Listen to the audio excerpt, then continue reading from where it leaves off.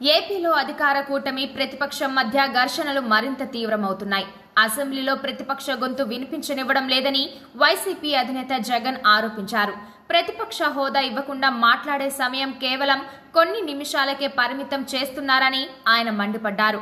తాను అధికారంలో ఉన్నప్పుడు చంద్రబాబుకు ఆ హోదా కాపాడిన విషయాన్ని గుర్తు చేస్తూ మేము అలా చేయలేదే, కానీ ఇప్పుడు విపక్షాన్ని లెక్క చేయట్లేదని జగన్ ఆవేదన వ్యక్తం చేశారు.